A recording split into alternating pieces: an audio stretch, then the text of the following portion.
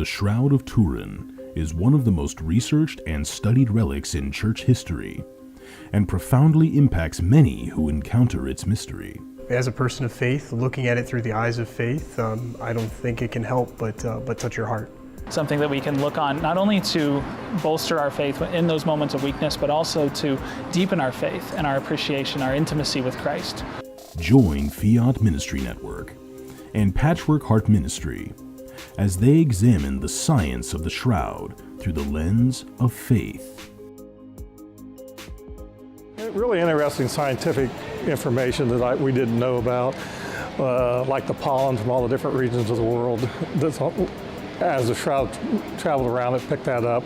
Some of the mites, things like that was really interesting to me. I mean, this made you really want to believe it a lot more. It's impressive. Like, humanly, I don't think like that is another level of love. It's not I'm gonna say, like, oh, I love you, I'll give you a chocolate. No. I'm giving you more than my life. I'm giving you my suffering. Asking both experts and disciples, who do you say I am? As far as who the man of the shroud is, I, as a person of faith and kind of reviewing the evidence there, it seems that a convincing argument can be made that it's Jesus of Nazareth.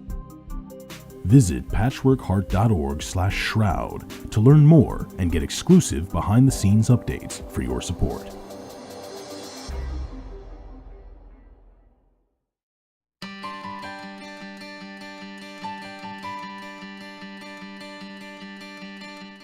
The St. Raymond Nonnatus Foundation, in partnership with Patchwork Heart Ministry and Fiat Ministry Network, present a podcast for divorced and separated Catholics. Hello, and welcome to a podcast from the St. Raymond Nonnatus Foundation for Freedom, Family, and Faith. This is Anne DeSantis, Executive Director, joined by our Board President, Mickey Kelly. Mickey, welcome back. Well, it's great to be back again, Anne. That's right. I agree with you, because this is a great series that we're doing. And actually, this is the first time that we've ever done a full podcast series just for adult children of divorce. And the name of the series is called 10 Tips for Healing for Adult Children of Divorce. And we're on podcast number 3. So the topic of this one is to seek to find support for your situation. And may I add that we're specifically talking about Catholic pastoral support. Now, finding support in other areas or other realms, of course, it may be a good thing, but since we are a Catholic nonprofit 501c3, we focus on that pastoral outreach that we offer for Catholics, or even someone who likes the Catholic Church and maybe you're in a mode of discovery about the Church. That's another place. So why don't we just start out with you and I, Mickey? I mean, we've talked about this before in other podcasts. We don't need to go into the full long story of it, but maybe we can both share just a tad bit about our own journey as adult children of divorce. So if you want to share a little bit about you. Sure, Anne. So when I was 10 years old, I remember we were coming home from a family gathering, and we were told in the car to get home, heat up your dinner, and then sit at the table.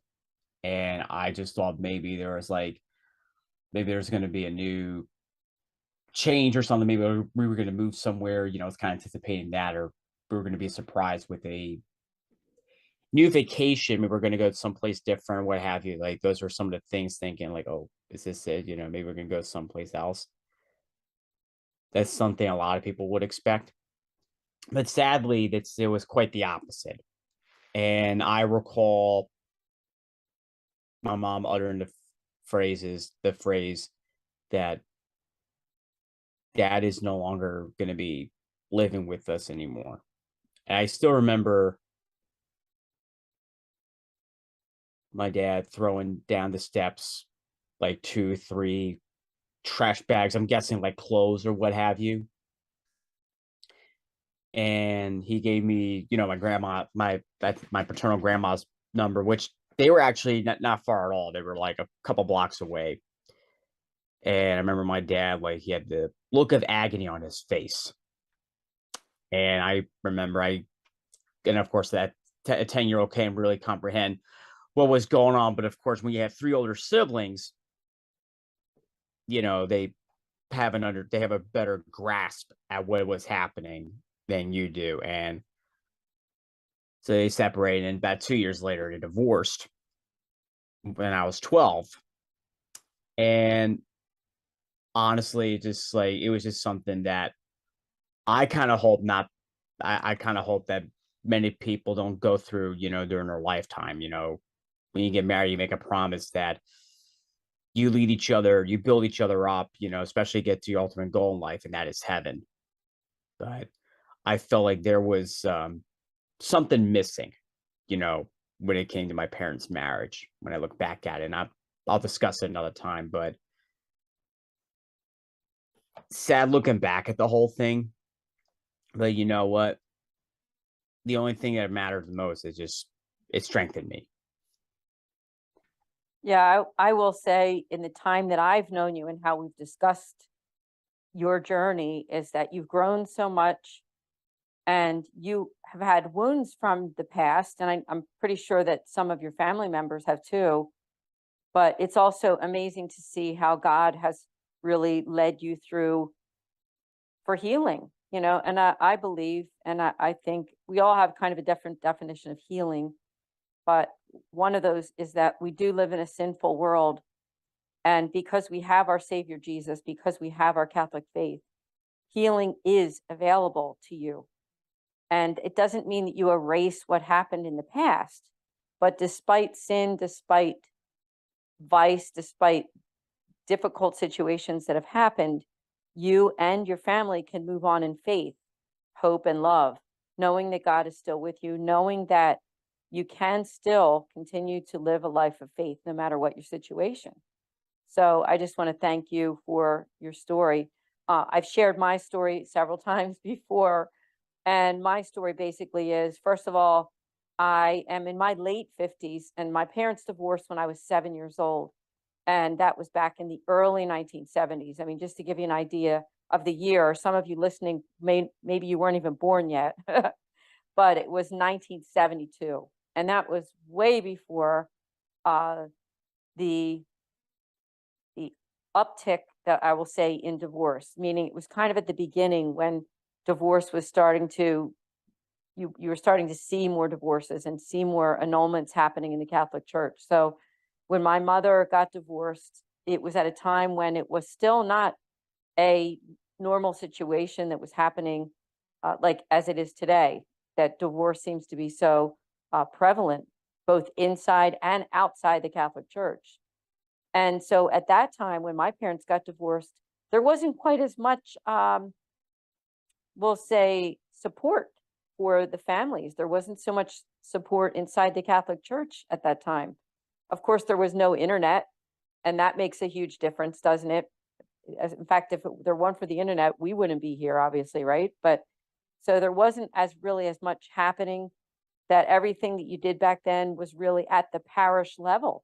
So if your Catholic parish wasn't offering something for divorced or separated, then you were really not finding help, because from what my understanding is, I don't even think many of the dioceses during that time were really catching on to it or trying to offer some type of pastoral care for those families. So I think we're living in a time which is a blessing, that there is more to offer to individuals and families who have been wounded by divorce. And I'd like to start out, if I could, Mickey, and maybe we can even talk about this, is kind of like our ministry and what we offer, because maybe this is the first time that some of you who are on this podcast listening, the very first time that you've heard about what we do, what we offer. And I'll try to make it a condensed version since I've told the story quite a bit. But back in 2015, the Holy Father came to the United States for the World Meeting of Families. And we were blessed living in the Philadelphia area that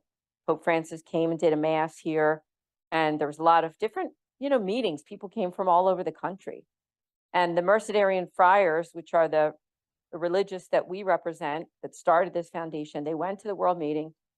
And Pope Francis posed a question to everyone: what can you do to help families who are suffering, families who need to know that they are supported, especially by the Catholic Church? And that question really sunk in to some of our friars. And I can think of specifically the two that came together. I'll just mention their names because we're very grateful that they had this initial idea.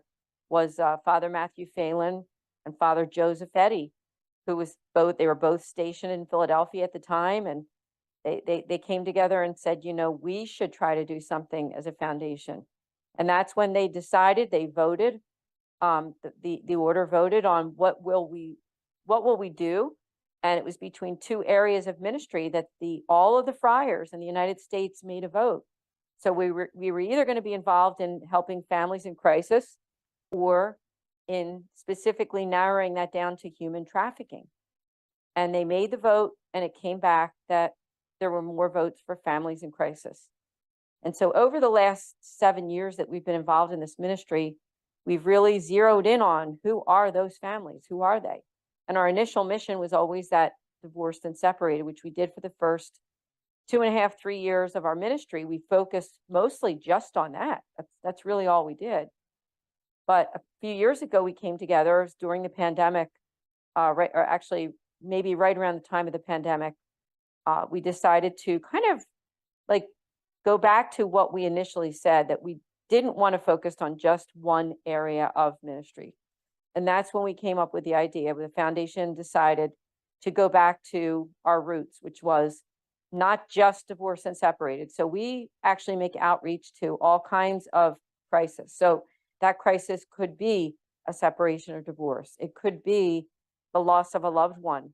It could be emotional trauma, or any type of PTSD, not as licensed therapist, but someone who's there offering the pastoral care for someone who's gone through a trauma. It could be a job loss. It could be relationship issues that you have with your spouse or with children. So there's all kinds of areas that we've actually reached out. Even pro-life. I mean, we're a very pro-life ministry, and we've done work to help promote that culture of life from conception until natural death. So this part of our ministry, adult children of divorce, is something that we've really been doing from almost the very beginning, and we will continue to do that. So if you're listening to this podcast and you're thinking, how can you help me? Well, one way that we can help you is by doing what we're doing right now, and that's these monthly podcasts, and asking if you would like to subscribe to our YouTube channel. Just go to Philly Nonnatus on YouTube, or just go to our website at nonnatus.org and check out our podcast and videos page. Another way that we offer support is through prayer. We have a whole religious order that's backed behind us, that every time we get a prayer intention, we send that to our friars, and they share it with their religious communities to pray for you and whatever's happening in your family. The other way is through programs and events. By the end of this podcast, Mickey and I will talk about some in-person events that we're doing, and also another online one. And then the real heart of what we offer is free pastoral care with a Mercedarian friar. All you need to do is reach out to us on our website and make that appointment. You can have as many appointments as you need to get that listening, care, but most of all, the guidance of the Catholic Church. And so that's what we do. That's how you can get support from us. So if you haven't done so, please make sure that you make that appointment for you, or pass it on to someone that you know. Now, I thought we could also spend a little bit of time, Mickey, talking about some other ministries that offer help, especially for adult children of divorce. And one is good friends of ours that we've done a podcast with before.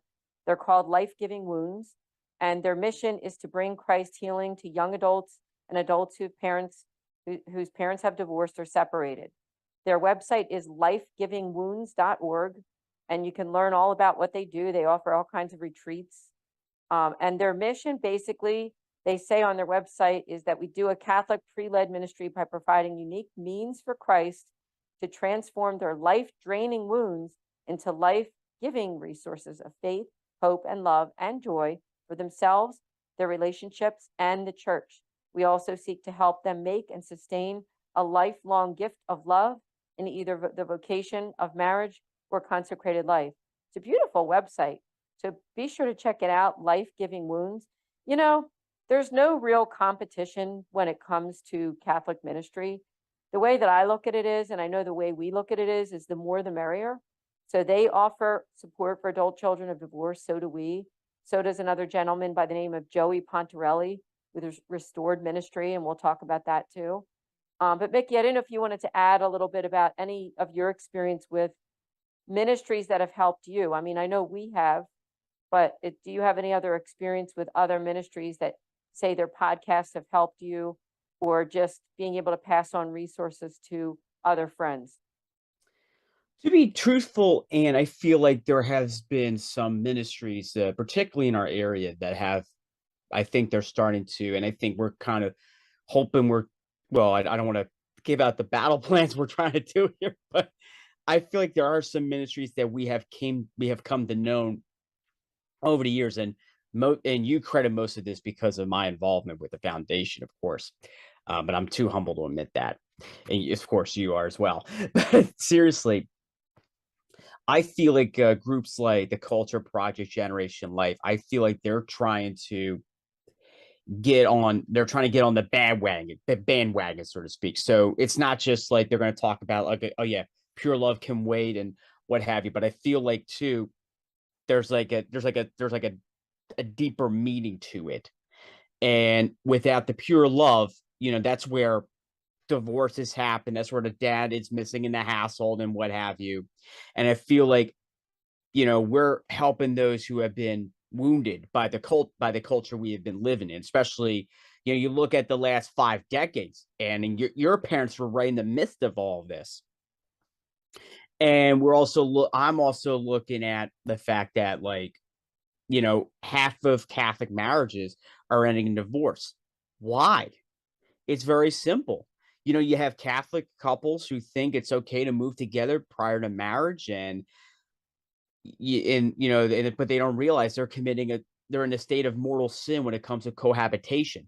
And the Catholic Church has strongly opposed that, since the dawning of Catholicism. And, people say, well, you guys have too many rules. Well, guess what? Why do you think referees and umpires, they avoid to strike balls and safe and outs and fair and foul ball calls, or holding or personal foul calls, in sports? It's the same deal. If you don't like the rules, guess what? You can just find someplace else. But guess what? No matter where you go, there's going to be rules you have to follow. And some of them are going to probably be very inconvenient to you. But you know what? In the end, it's going to be the right thing that you have to do. And that is to follow the rules. If you don't follow the rules, guess what? You're going to have consequences when you break them. Now, I feel like a lot of the ministries that we've came to know, Anne, is that I think they're starting to talk. There's a reason why, for example, Generation Life, why they say, you're worth waiting for. There's a deeper meaning to it, because they want to prepare for holy and fruitful marriages. This, likewise, the Culture Project, they want to reach out to those who have been afflicted by the culture. And there are wounds that are deeper than others. And we've encountered some of that ourselves, Anne, when we've been working together for the past 3 years.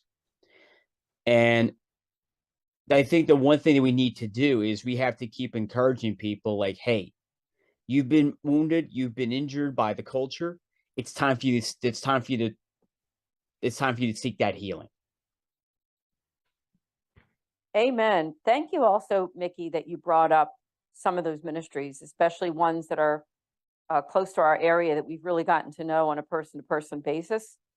I think that's a wonderful thing, because I think also we need to promote good ministries, don't we? We need to really promote those ministries. Absolutely. That they might not be exactly like us. They might be somewhat different in some way, but there's no competition in Catholic ministry. There shouldn't be. It shouldn't be like, we're trying to get all the donations or clients. There's a ministry pretty much for everything that goes on that's a crisis. I really believe that. And so I think that we all have a place at the table. And I want to thank you for sharing about how Generation Life and the Culture Project has made a difference. You know, that's a perfect example. They're not specifically ministries that are, you know, for quote, for adult children of divorce, but they certainly get a fair amount of people that have gone through that. And they certainly do offer some kind of healing for those people. And so I just think it's wonderful that we mention that.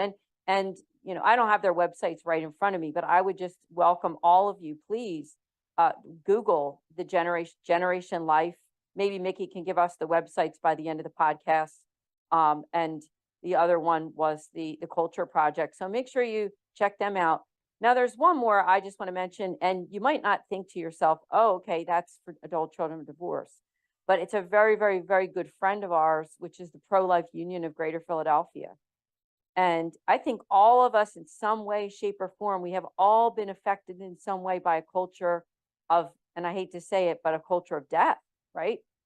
And so it's wonderful that we learn about what good ministries are doing to promote that culture. Of course, they do a lot of events such as, you know, meeting at abortion facilities and praying for those who enter in these facilities and praying for them and their babies and praying for life, and all kinds of other things that they offer in order to help moms, help the families that once they decide to choose life, resources for them. So they don't just say, hey, the baby's born and now we don't really care what happens. We do care, and the Pro-Life Union does care. So I would just recommend to please do check out, go to prolifeunion.org. And if you live in the greater Philadelphia area, they're having a very special event in November as well, on November the 20th.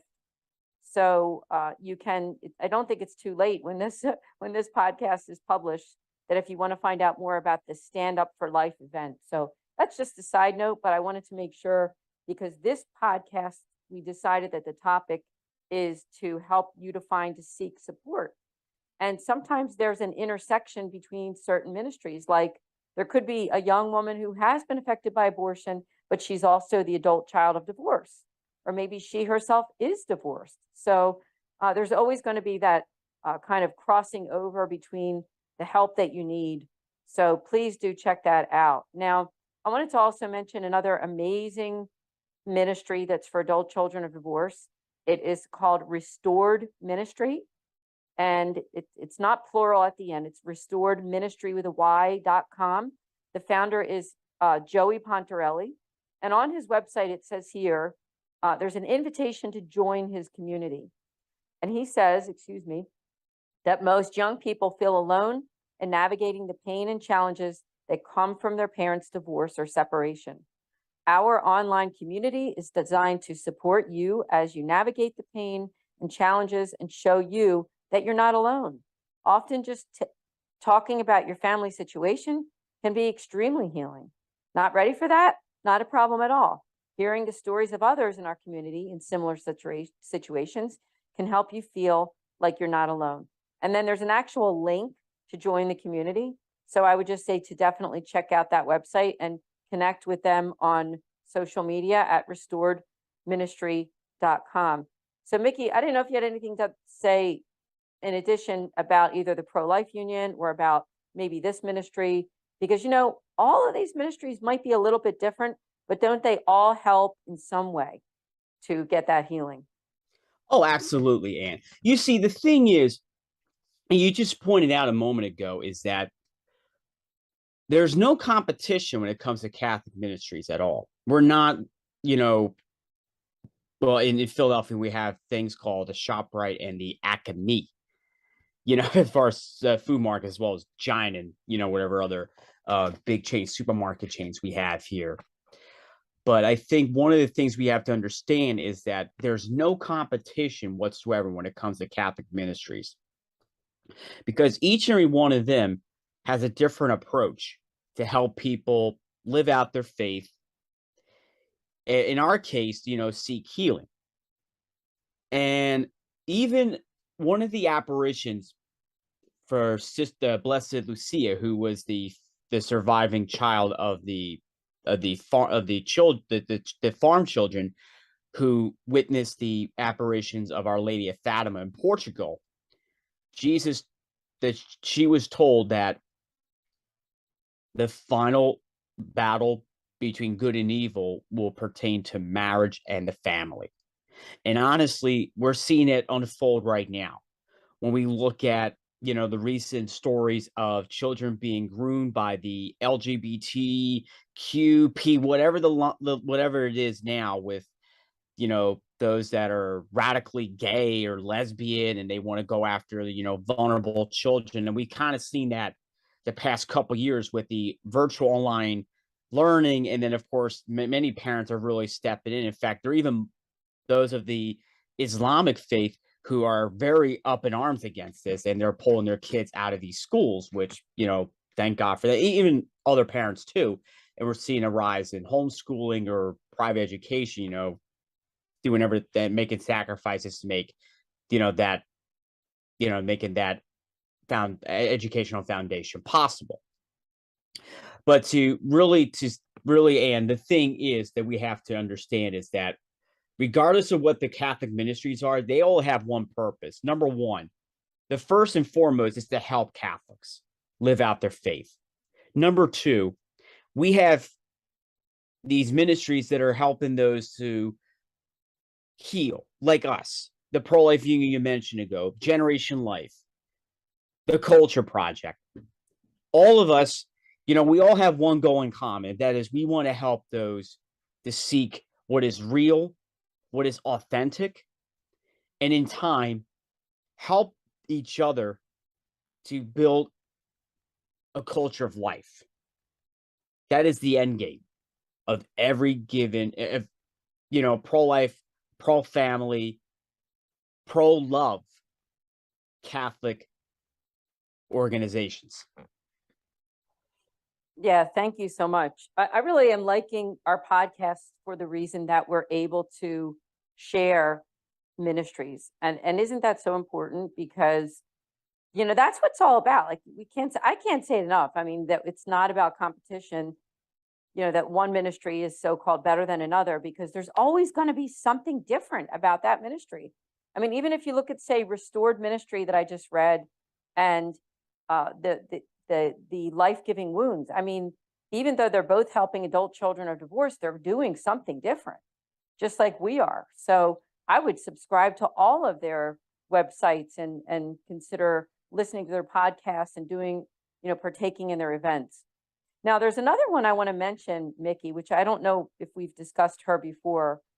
She's actually a friend of the foundation as well.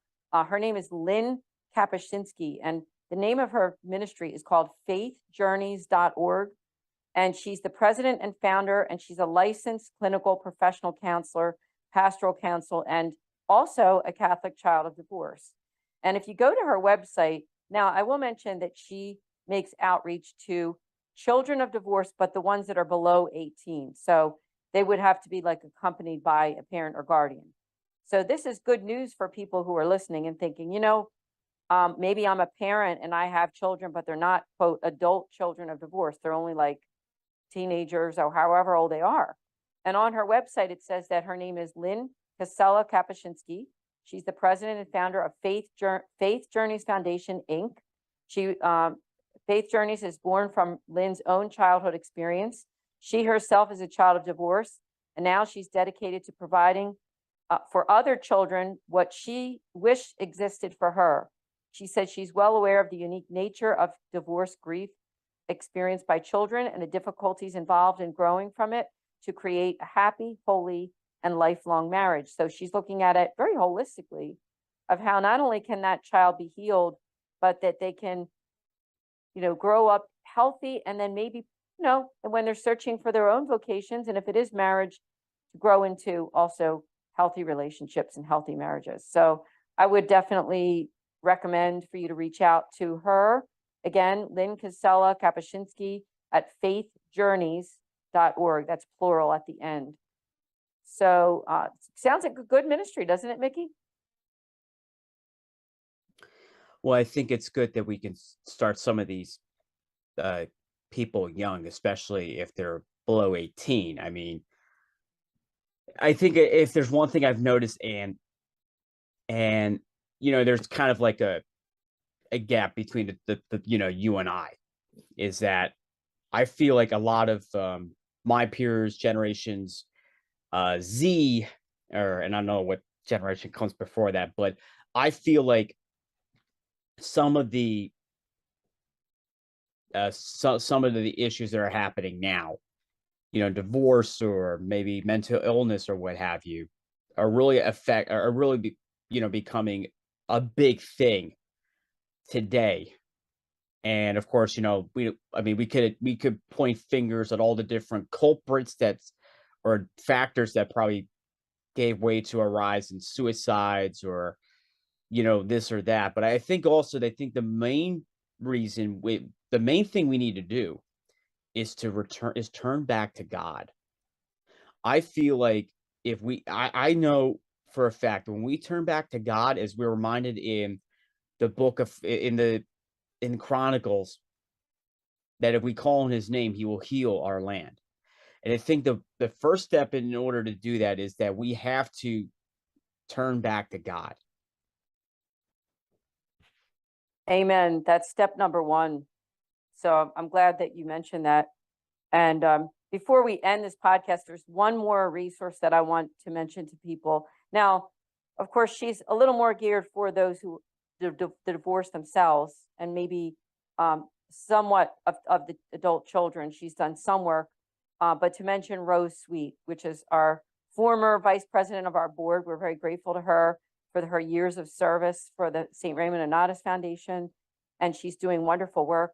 She is a Catholic author and speaker and has done so much in the realm of helping divorced and separated, but she also has some information there for adult children of divorce too. So I would just recommend to Google her name, Rose Sweet, go to her website. Her main website is rosesweet.com. In fact, she's got a beautiful new website that she's redone, and it looks fabulous. So you can learn about her and the good work that she's doing. But I know that she also has some good question and answers for those who are the adult children as well. If you go to her website or just go to Amazon and look up her books, sometimes it's good to read a book about the other perspective too. Like, say you are the adult children of divorce. It might not hurt for you to read a Catholic book about that's really geared for the parents, like your parents, so that you can kind of be able to sit in their seat and be able to see kind of what entails for their healing too, not just yours. So I think that's another reason to learn about Rose, about her writing, and maybe even connect with her, because she's a Catholic coach too. And she's done a lot of great work coaching people to find healing and also to make the very best of their lives and their vocational life as well. So before we end, Mickey, did you have any final words? Well, Anne, I didn't want to forget, we mentioned a couple of the ministries, and I think you were drawing a blank on the websites on a couple of them. You already talked about the Pro-Life Union of Greater Philadelphia. And of course, those of you who are listening, get your tickets, because the dinner last year sold out, like the first one coming out of the recent pandemic. And there's no question this one will be a sellout as well. So please consider attending. If it's also in your heart, we're going to have high school and college students, even grade school children attending. And some of them may see the cost and be like, I don't think I want to go. Bear in mind, it's a fundraiser for the organization, an annual fundraiser every year. And without your support, this would not happen. So if it's in your heart to support someone to attend a dinner, please, by all means. Cost for a student ticket, $65. That went up $15 from the previous year. So, if it's in your heart to support a student, grade school, high school, college, even law or medical school, that's fair game as well.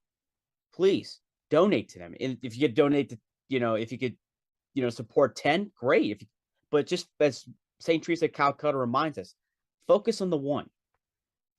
That's one thing I want to, clear the air on. Now, as far as the organizations that we mentioned, and of course, I've been a friend to both of those organizations over the years.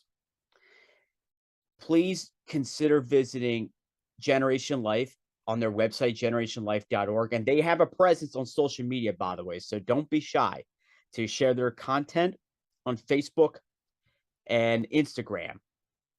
In addition, the Culture Project is very out there as well. The Culture Project, you can visit them at thecultureproject.org. And that's all one word, by the way.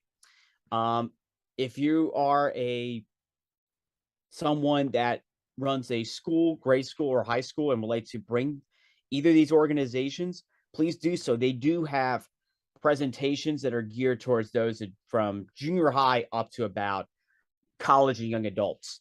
So do not be afraid to invite them, because let's face it, it's time that you hear what is good, true, and beautiful, no matter where you are in life, single, married, or discerning a religious life. These messages ring true, no matter where you are. And these messages need to be heard throughout the masses. Thank you so much, Mickey. Amen. And we congratulate all these wonderful ministries. And join us next month for podcast number 4 for adult children of divorce. If you haven't done so, please do make your pastoral care appointment with us for a free session. We are also now offering spiritual direction. I'm very excited to mention that.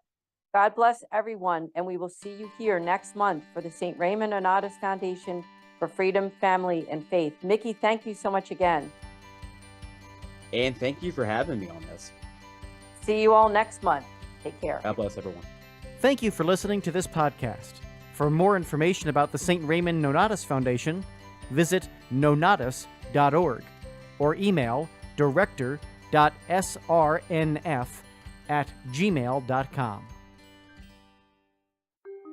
The Shroud of Turin is one of the most researched and studied relics in church history, and profoundly impacts many who encounter its mystery. As a person of faith, looking at it through the eyes of faith, I don't think it can help but touch your heart.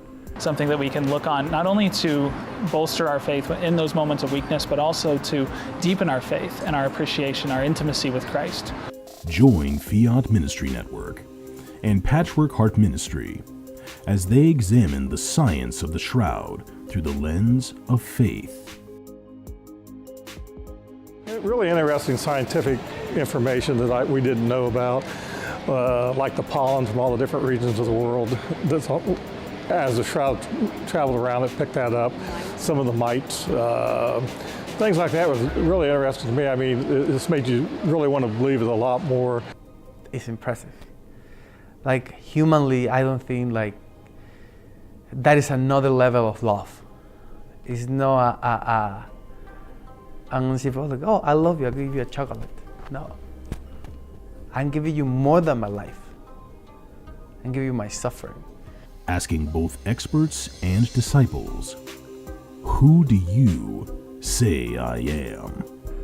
As far as who the man of the shroud is, I, as a person of faith and kind of reviewing the evidence there, it seems that a convincing argument can be made that it's Jesus of Nazareth. Visit patchworkheart.org/shroud to learn more and get exclusive behind-the-scenes updates for your support.